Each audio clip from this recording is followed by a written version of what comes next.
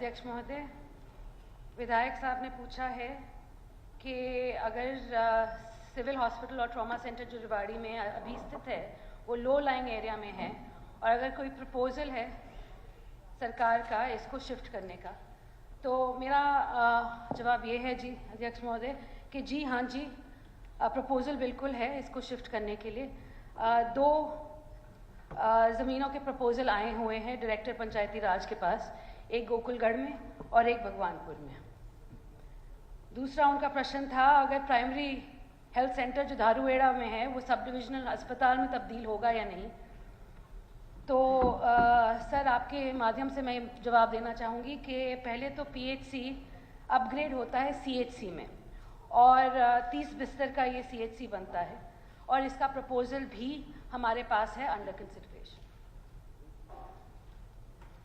अध्यक्ष महोदय, माननीय मंत्री जी आरती राव जी ने ठीक कहा है, दो जगह इस जमीन का प्रपोजल है, दोनों जगह सफिशिएंट है जमीन ने। विभाग ने फिजिबिलिटी उसकी देखनी है कौन सी जगह ठीक रहती है तो उसमें ये कर दिया जाए, क्योंकि बहुत बड़ी समस्या है, बाजार के बीच में है, कंजेशन बहुत है, व्हीकल खड़ी करने की जगह नहीं, 200 बेड का हॉस्पिटल है, ना ही वहाँ सीएमओ का कोई ऑफिस है, ना ही उसमें पीएमओ का ऑफिस है, ना ही वहाँ सौगृह है, ना ही वहाँ बड़ी प्रयोगशाला है। 200 बेड का हॉस्पिटल होते हुए वहाँ कंजेशन है। तो 2.5 एकड़ ही केवल जमीन है और चारों तरफ से लो लाइन एरिया से घिरी हुई है, पानी और भर जाता है तो समस्या है। इसलिए मैंने स्थानांतरण के लिए कहा, वहाँ जमीन अवेलेबल है तो मैं चाहूँगा कि इसका जितनी जल्दी हो सके उसको हॉस्पिटल की नए की तैयारी करें। और दूसरा मंत्री जी ने जवाब दिया है कि धारूहेड़ा का भी पीएचसी से सीएचसी अपग्रेडेशन की बात चल रही है, लेकिन मैं चाहूँगा कि वहाँ पे भी ऐसा ही हाल है, वहाँ पे भी ऐसा ही हाल है और छोटी जगह है वहाँ भी वो, बल्कि अगर नॉर्म के अनुसार देखा जाए, नॉर्म के अनुसार देखा जाए तो जमीन भी उतनी सफिशिएंट नहीं है और जमीन धारूहेड़ा में हमने देख ली है, उसका भी प्रपोजल हमने भिजवाया है। अब वो जमीन पूरी हो जाए तो वहाँ पीएचसी से सीएचसी की बजाय सीधा डीएचएस बनाया जाए, क्योंकि ऐसे बहुत सारे उदाहरण हरियाणा में सप्लीमेंट्री बहुत शॉर्ट होते हैं ताकि सटीक जवाब मिल सके। वही जवाब यही कह रहा हूँ। आप सप्लीमेंट्री पूछिए। नहीं तो यही सप्लीमेंट्री है, मैं ये कह रहा हूँ उसमें ऐसे हरियाणा में बहुत सारी वो हॉस्पिटल है जो पीएचसी से सीधा डीएचएस बने, तो ये भी बन सकता है क्योंकि आज लाख से ज्यादा की जनसंख्या वहां होगी। अध्यक्ष महोदय, सबसे पहले तो मैं बोलूँगी कि जो सिविल अस्पताल बनना है रेवाड़ी में उस पर काम जल्द से जल्द शुरू हो जाएगा जी। हम जल्द ही वहाँ पे जाके जायज़ा ले लेंगे ज़मीन का और एक बारी ज़मीन चूज़ हो जाएगी उस पर जल्द से जल्द काम करवा देंगे। जहाँ तक रही बात पीएचसी धारूहेड़ा की, वहाँ म्यूनिसिपल कॉरपोरेशन धारूहेड़ा ने हमारे को ज़मीन का प्रपोजल दिया है और उसका भी काम हम जल्द से जल्द करेंगे। धन्यवाद। धन्यवाद मंत्री श्री मूलचंद शर्मा। 10। अध्यक्ष जी, माननीय सदस्य जी ने जो सवाल पूछा है उसका वैसे तो पूरा डिटेल विवरण पटल पर रख दिया गया है, लेकिन मैं फिर भी बताना चाहूँगा कि जो माननीय सदस्य ने 2 भूमियाँ बल्लभगढ़ के बारे में अलग अलग खसरे की पूछी है।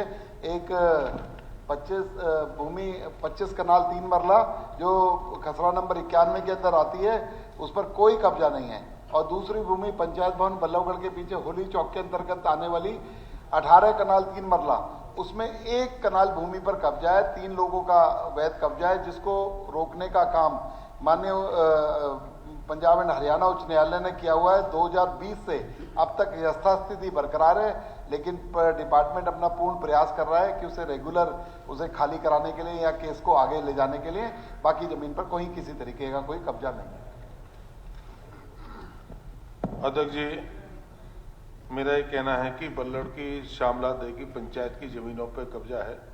इसमें एक जोड़ कुंदन कॉलोनी की जोड़ है जो 8 एकड़ में, जिसमें 1 एकड़ में कब्जा हुआ है। एक होली चौक है जिसकी मंत्री जी ने जवाब दिया है। एक उसके पीछे जो पंचायत भवन है उसके सुप्रीम कोर्ट के न्याय के फैसले के बाद जितनी चरागाह हैं या तालाबों की जमीन है ये सब खाली होनी चाहिए। उनकी म्यूटेशन अपने नाम होनी चाहिए, निगम के नाम म्यूटेशन होनी चाहिए।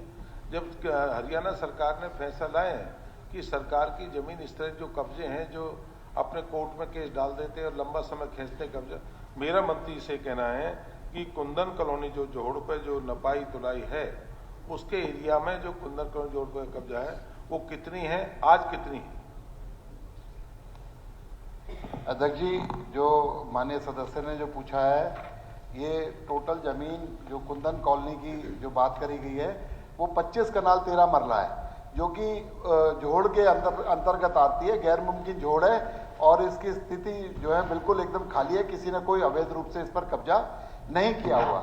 और दूसरी भूमि के बारे में भी माननीय सदस्य ने जो बताया है वो खसरा नंबर 183/1, 183/1/2 और 183 का मिन, कई सारे इसमें खसरे हैं। 18 कनाल 3 मरला भूमि है, जिसके अंदर बाबा मस्तनाथ मंदिर को 2 कनाल 6 मरला भूमि पर मौजूद है, शनिदेव मंदिर 1 कनाल भूमि पर मौजूद है, महाराणा प्रताप भवन 2 कनाल 3 मरला भूमि पर मौजूद है और होलिका दहन 1 कनाल भूमि पर है। लगभग 7 कनाल 14 मरला भूमि तिगांव रोड और पंचायत भवन रोड में चली गई है और उसके अलावा 4 कनाल भूमि साइड पर खाली पड़ी हुई है और 1 कनाल भूमि पर 5 दुकानें मौजूद हैं। इस प्रकार 1 कनाल भूमि पर अन्य लोगों का 5 लोगों का कब्जा है, जो कि न्यायालय के विचाराधीन है। ये आपका ठीक है इस बात की, मैं कह रहा हूं कुंदन कॉलोनी की जो जोड़ इसमें ऐड करी है उसका नहीं है इसमें। कुंदन कॉलोनी का जोड़ मैंने बताया ना, 25 कनाल 13 मरले, ये मौके पर बिल्कुल खाली पड़ी है। उसके फोटोग्राफ्स भी मैंने कल मंगाए थे, बिल्कुल जमीन खाली पड़ी है।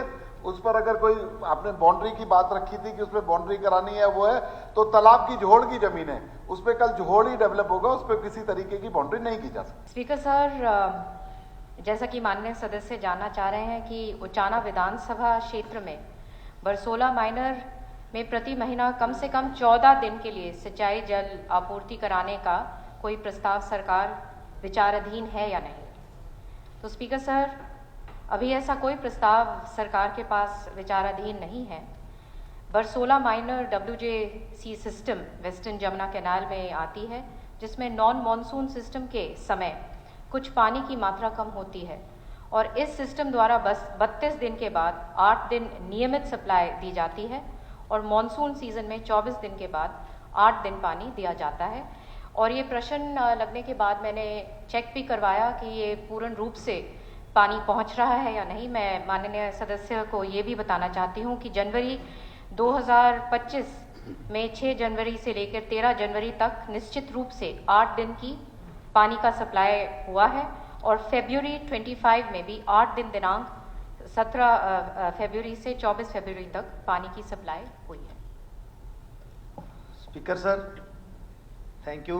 मेरी बहन को मैं धन्यवाद करता हूँ। स्पीकर सर, फिर भी मैं आप लोगों, आपके माध्यम से, आज माननीय मुख्यमंत्री जी भी बैठे हैं और मेरी बहन से भी, मैं सिंचाई मंत्री से भी निवेदन करूंगा कि वहाँ पे सूखे जैसे हालात हो जाते हैं सर।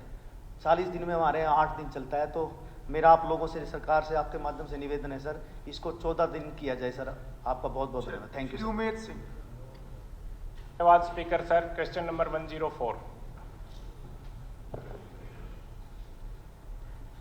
माननीय अध्यक्ष साहब, विधायक जी ने बाढ़ा में अगर कोई सिविल अस्पताल बनना है इसके लिए पूछा है, तो इसका जवाब है कि अभी आज के दिन बाढ़ा असेंबली कॉन्स्टिट्यूंसी में 2 CHCs हैं, गोपी और झोजू कलां में, और 6 प्राइमरी हेल्थ सेंटर हैं, कादमा, हरोदी, माइकला, बलकरा, संतोखपुरा और बाढ़ा में।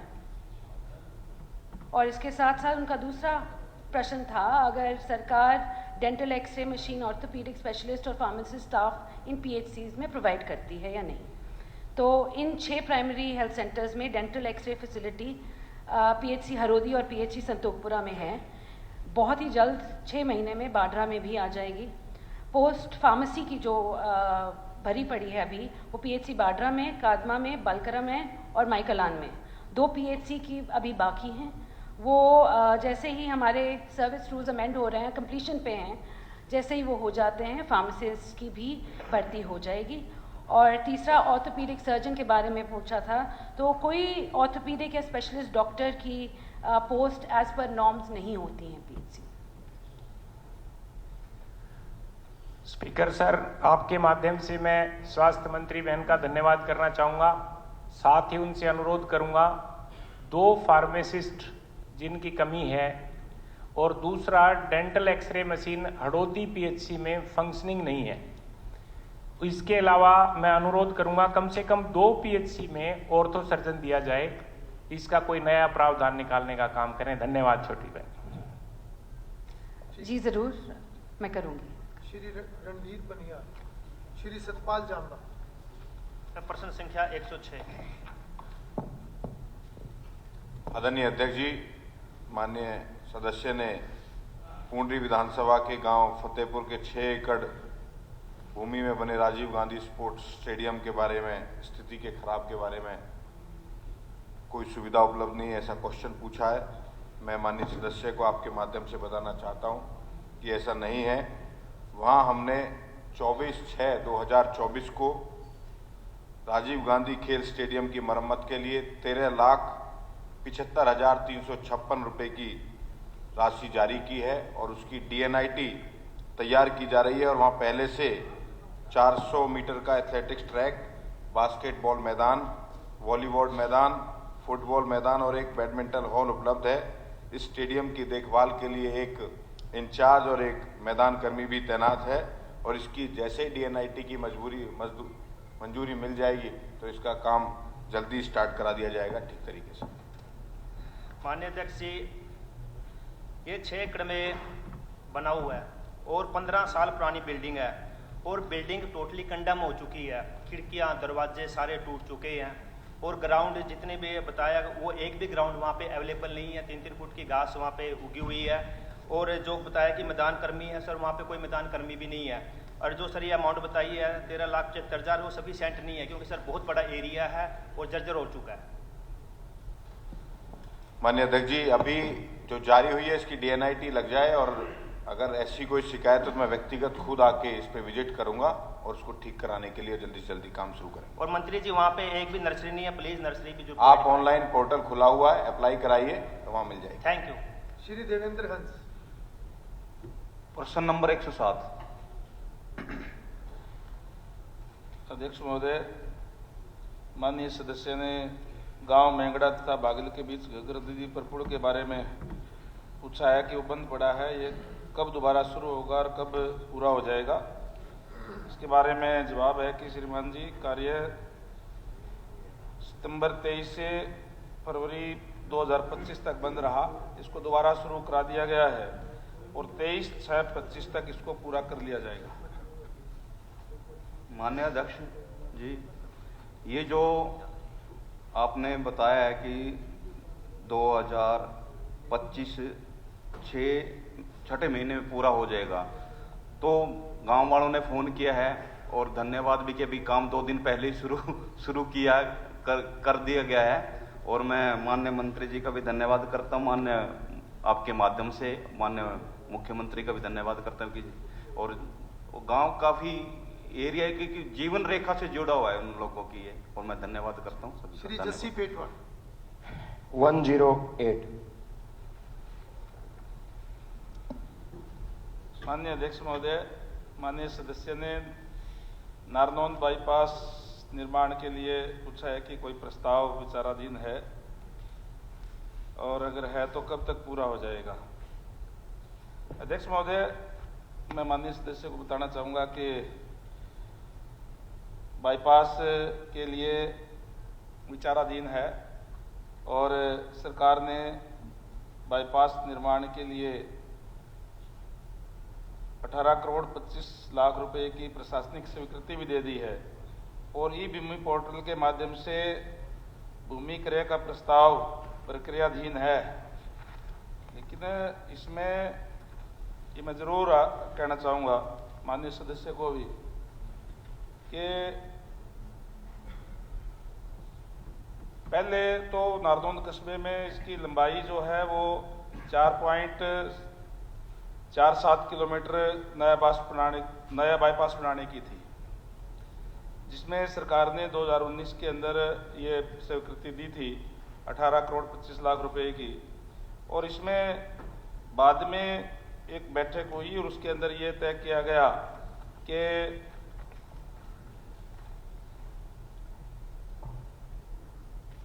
जिसमें मंजूरी को प्रवर्तन देने के लिए अनुरोध किया गया, लेकिन तत्काल उप मुख्यमंत्री हरियाणा ने एसीएस कार्यालय के ज्ञापन संख्या 2019 के तहत प्रस्ताव करना चाहा। तदनुसार 2 नए प्रस्ताव तैयार किए गए, जिसमें नए रिंग रोड की स्थिति की समीक्षा के लिए 20/1/23 को तत्कालीन उप मुख्यमंत्री हरियाणा की अध्यक्षता में बैठक आयोजित की गई और बैठक में निर्णय लिया गया कि नारनौंद बाईपास के दोनों प्रस्तावों के लिए भूमि की आवश्यकता ई भूमि पोर्टल पर अपलोड की जाएगी। भूमि मालिकों की सहमति जो पहले प्राप्त होगी और सबसे सस्ती दरों पर होगी उसे अंतिम रूप दिया जाएगा। इसकी लंबाई 9.55 किलोमीटर नारनौंद शहर के दक्षिणी भाग है। इसके लिए स्थानीय मालिकों की कोई सहमति नहीं मिली। नए प्रस्ताव संख्या 2 में 7.6 किलोमीटर जो नारनौंद के उत्तरी भाग में है, इसमें 42.4 एकड़ भूमि की आवश्यकता है, जिसके लिए ई भूमि पोर्टल पर 98% सहमति प्राप्त हो चुकी है। लेकिन कलेक्टर रेट से ये 2.5 गुना ज्यादा जो मांग रहे हैं। मैं माननीय सदस्य से कहना चाहूंगा कि किसानों से बात करें, पर जहां से अध्यक्ष महोदय जो रोड जाती है तो किसानों को उसका फायदा भी होता है, उसके रेट और बढ़ जाते हैं। इसलिए जो कलेक्टर रेट पे हम लेने के लिए तैयार हैं, कोई 5-10% की ज्यादा की होगी तो भी ले लेंगे, लेकिन आप बातचीत करके उनसे अगर भूमि दिलाएंगे तो हम भी बाईपास बना देंगे। अभी समय सीमा इसलिए नहीं बता सकते क्योंकि जब तक भूमि ना मिले तब तक समय सीमा बताना